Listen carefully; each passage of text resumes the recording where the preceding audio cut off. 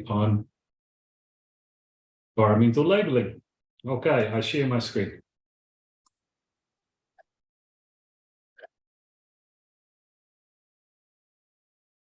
Okay, you see the nice bumblebee? Yes. Yes. Perfect. So back in Australia and New Zealand, where I am from, I'm also the chair of EV21, which is the Committee for Environmental Management. So that's TC 207. But in Australia and New Zealand, we put several technical committees under the one committee that I am the chair. So we have also all things to do with sustainable development. So also we have not just environmental management, we have biodiversity, we have circular economy, and also sustainable finance. Okay, but today I'm going to talk about just one group of standards, the environmental labeling. So this particular subcommittee of ISO has some history. It's not one of the oldest, but it is born in the 1990s after the first Earth Summit, where the Earth Summit asked ISO to do a number of standardization things to help environmental management. One of them was to try to standardize how products are labeled as being green, environmentally preferable. So this subcommittee 3 was created, and that's the work that they have done. We recently changed the terms of reference. We were focused entirely on environmental aspects of products, but most recently we have included the social economic as well. So it's that triple bottom line type approach, and we can cover in our standards sustainability labels for products as well. It's a family of standards. They're called the 1420 series. It's been around for at least 25 years, and it's done its job very well in creating international requirements for how you do environmental labeling. We also work closely with other parts of ISO, and another recent standard for those of you that are interested in sustainability was a joint work that we did with Capolco and DevCo and Casco, and that was to create something called 17,033. Its focus is on ethical labeling, things like fair trade, those type of more ethical rather than environmental labeling standards.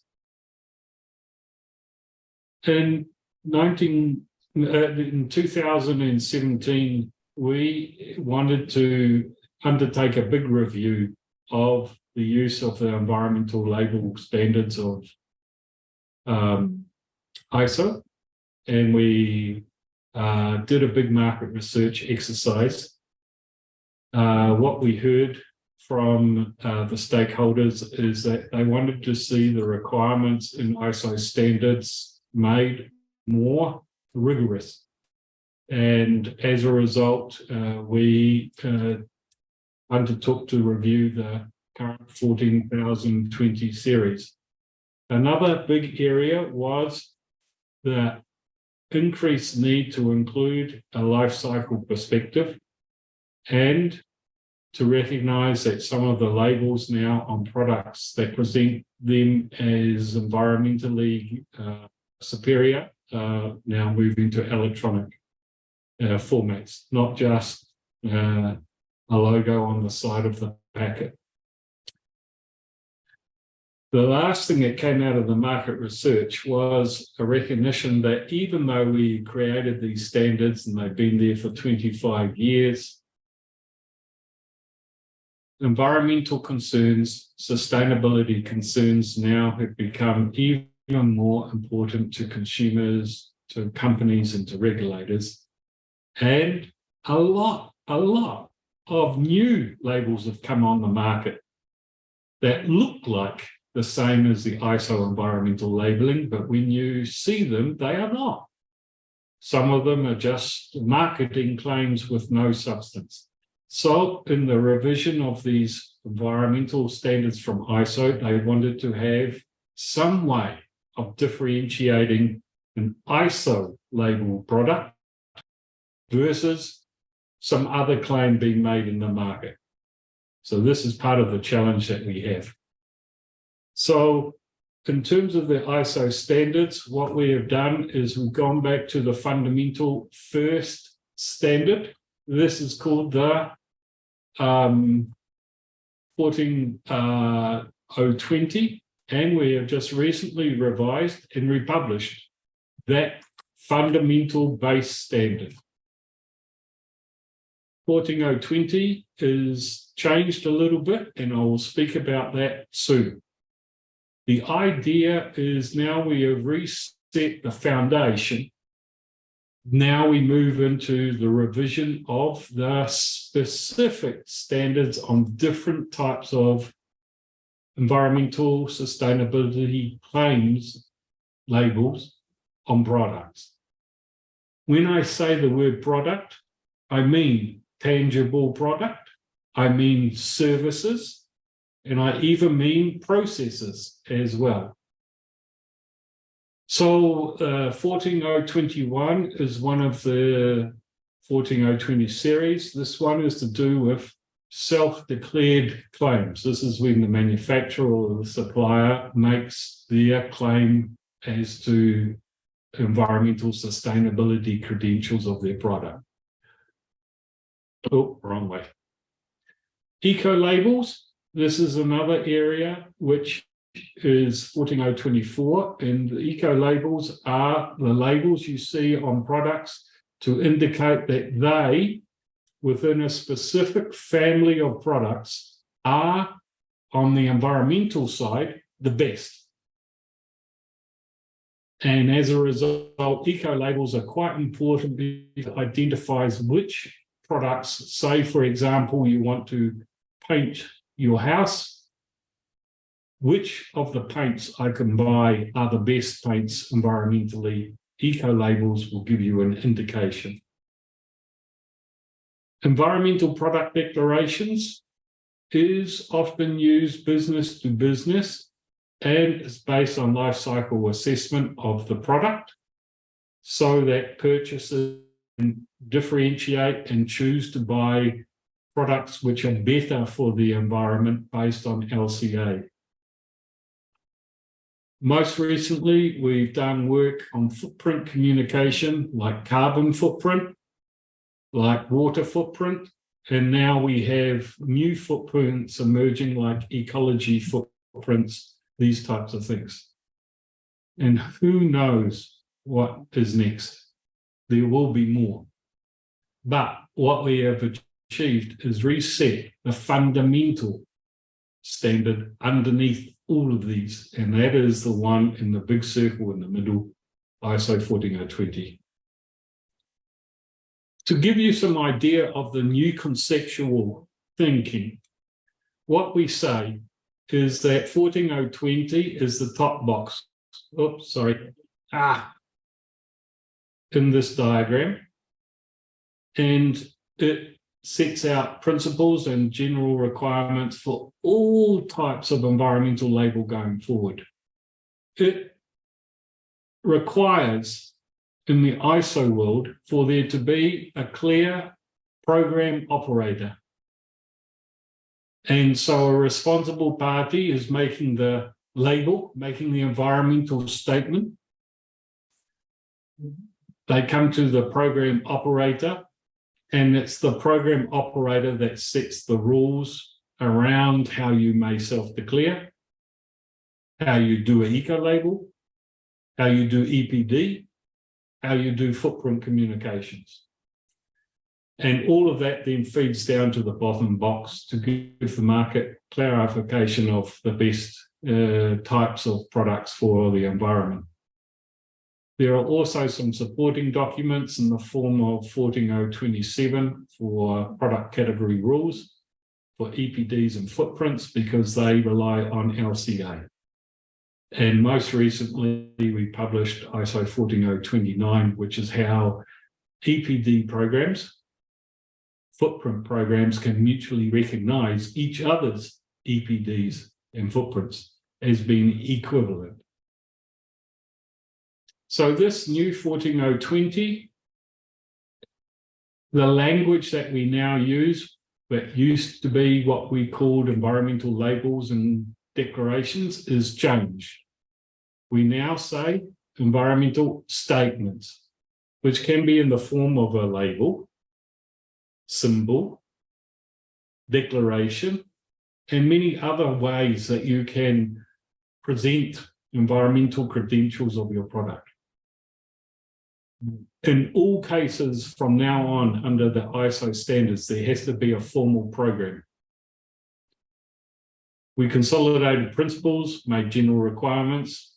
There is a need now for there to be a clear program owner. There has to be, at various levels, consideration, not necessarily involvement, but consideration of interested parties. The programs have to have a clear scope so people know what is in and out. There has to be some real requirements underneath. There has to be clarity as to how we quantify the environmental impact. There is an option to choose amongst conformity assessment options like testing, inspection, certification, validation, verification. And we also have requirements around what the format and how it's to be published, symbols and graphics. So this is the new 14020. It is changed from the guidance standard. Now it includes these hard requirements called general requirements applicable to everything. And my last slide is just to give you another graphic. So what we have done on the left-hand side is we have reviewed and recast ISO 14020. And what we're moving on to now, on the right-hand side, is revision of 1421, 1424, 1425. In each case, those standards as a normative reference and as a framework will be based on the structure of 14020. And then we will add more normative references relevant to the specific type of environmental statement.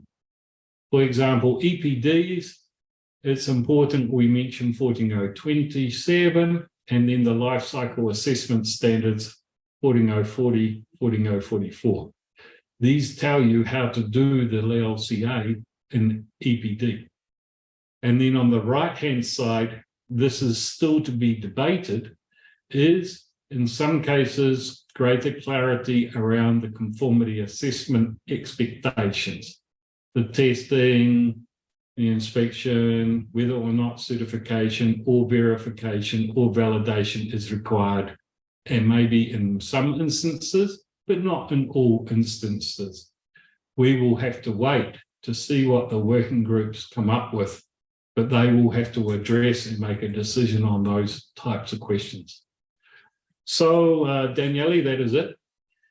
Just those short slides. The main point is that we have had a good group of the ISO 14020 series for environmental labeling around the world.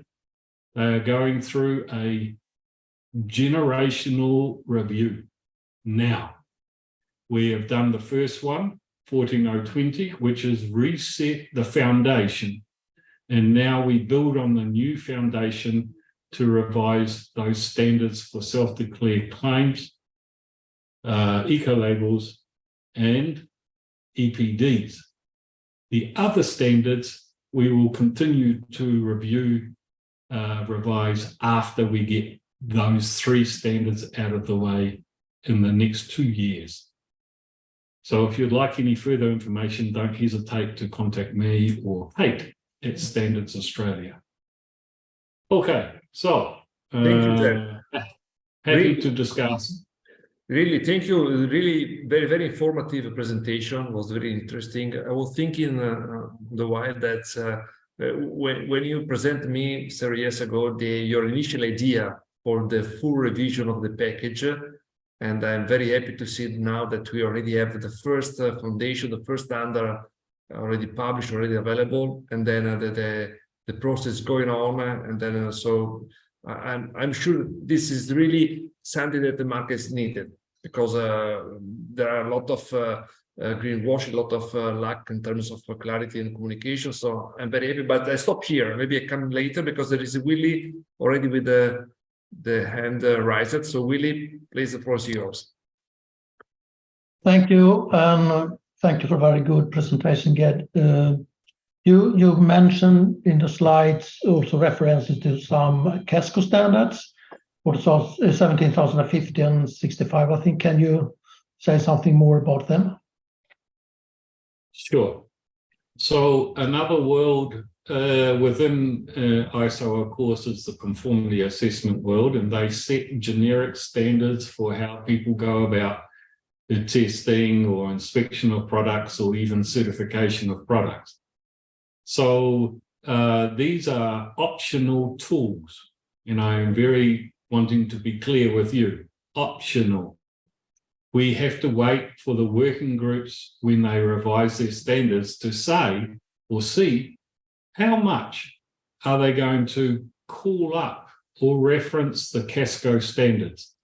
There may be some situations where there is no need, and that is fine. In other situations, they want to bring some more requirements, some more discipline around these types of things, and as a result, they have the option to put them into the revised standards. I think one of the biggest debates will happen now in the EPD with the need for external validation verification of the EPD study reports or not. We have already in EPD land our concepts in LCA or critical review, independent reviewer, these things. And so I'm interested to hear the debate whether this is enough. We don't need to have this other layer involved, or as we see in the market, there are now some things coming of verified EPDs and so forth, which involve these more conformity assessment type people. I don't know which way to go. I don't have a particular view. All I want is that while we're revising 14025 in that example, let us have a debate. Let us reset the contemporary situation, and let's define for probably the next decade exactly what we want to see in this space. So everything is open, and Willie's question is very good, referencing these conformity assessment standards, because they are all options that the working groups can use if they want to make it part of their conformity assessment area going forward. I hope that helps, Willie. Yeah, thank you for verifying clarification. Thank you. And I see Claudio Bruno with a question, probably no PEF, OEF, European Union, or 64 part 1, part 2, because they are not for product label. Maybe the one in connection with the PF OEF is not really correctly addressed to JED, because the JED is based in Australia, so it doesn't know very well the specific European legislation. But in connection with 64 part 1, yes, maybe this part 64 part 1, 64 part 2 could be for you, Jed, if you like to have some feedback on the communication on this side. Okay, am I looking in the chat, Daniele? Is that 1064 part 1, part 2? I think it's 14,064 part 1, I suppose. Yeah, okay, okay. Yeah. Yeah, this is true. These, as far as I understand it, 14064 Sure. part 1, greenhouse gas for organisation, inventory. 14064 part 2 is for GHG projects. So yes, you are right. They do not necessarily lend themselves into the product labeling space directly. So I think what we're talking about here is separate from those two standards, which are based at organisation or project level. Yeah. Yes, because subcommittee 2 is dedicated to the product communication. Yeah, our terms of reference limit us to the way that you communicate the product's environmental aspects or impacts, but it's the product, process or service we talk about, not organisation. Any further question or comments? I have a point in particular. You know, in the 2020, we had an opportunity to make clarity in terms of definition, general requirements, general understanding, to have a common basis for the more specific standard for the different kind of communication label.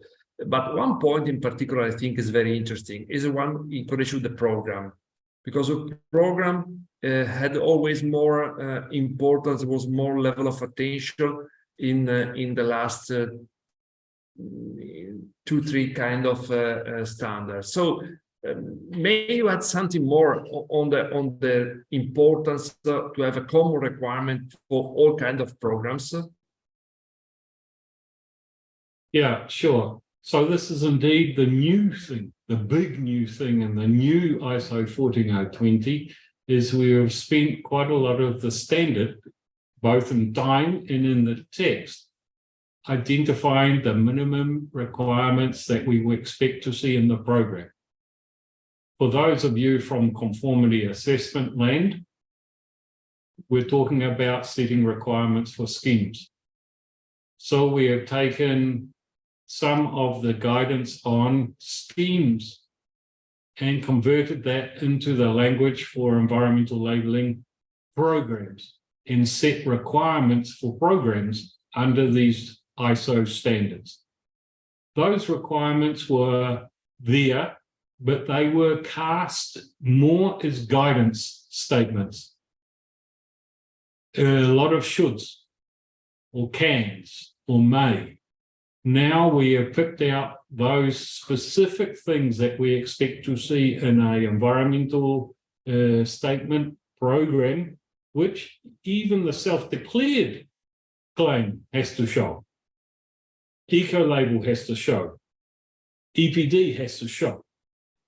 And the people that wrote or revised 14020 were the experts from these different areas, and we got them to group and find in their standards all of the general requirements, pull them together, and now republished as generic requirements for all environmental statements in the new 14020.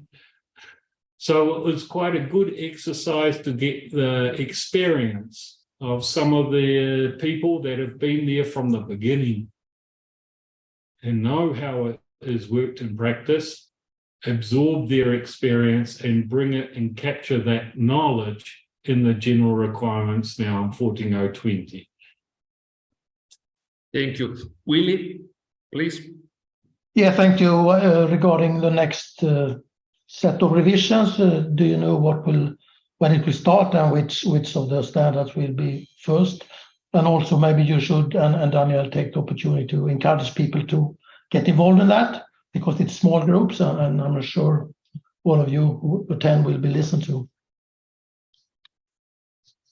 Yes, thank you, Willie. So just to be clear, everyone, we have already, right now, the 3 new work item proposals drafted. we have working draft 1 of each of the 3 revised standards. This is 1421, self-declared claims, 14024, eco-labels, 14025, EPDs. The 3 of them will start and be revised at the same time. The reason for that is we have only a small group of experts, as Willie points out. So it's most efficient to meet together, do a bit of work on the first one, then the second one and the third one, because the experts involved will often be the same people.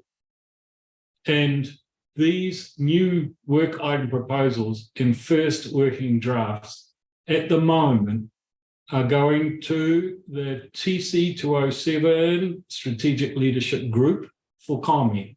This is an internal process within TC207 for any new work item proposal.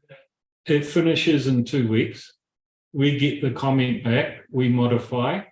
And what I am doing at the moment is just waiting for that, and then they will be released to SC3 members for formal consideration, formal ballot, formal comment. At MP, new work item proposal, NP stage, and that I understand will probably be between maybe 12 and 16 weeks. So certainly by the end of the European or Northern Hemisphere summer, say by August, September, we will be ready to go. The new working groups are expected to have been formed. So those of you that are interested, like Willie, get ready. We start very soon. And we certainly, as Willie says, we need more experts for those of you that are interested. So if you want to be involved, talk to your national standards body. And that is the way that you get nominated to become an expert into this SC3 work. Yes, great. I think this is the perfect way to close our T corner, because it's always important to engage more people in the participation development of this standard, because the reason of ISO standard is really to merge all the existing experience and to collect it, to consolidate this experience in a specific document. So before to conclude, I'd like to remember that we have the next T corner will be in the 4th of May with Stephanie Waring, and she will present a very important project on verification and validation of ESG, environmental, social, and governance. We just closed with Jed, that is the convener of this working group. We just closed the meeting 1 hour ago. And we will have also Stephanie Waring for a seminar, for a workshop. The 1st of June, there will be half day of discussion about this topic, and always with the idea to involve more people in the process, to share more their knowledge and understanding, but also to involve more people in these ISO processes. So thank you everybody for the participation. Thanks in particular, Jed, for your very kind, interesting, attractive, and very really exciting presentation, and see you soon for the next T Corner.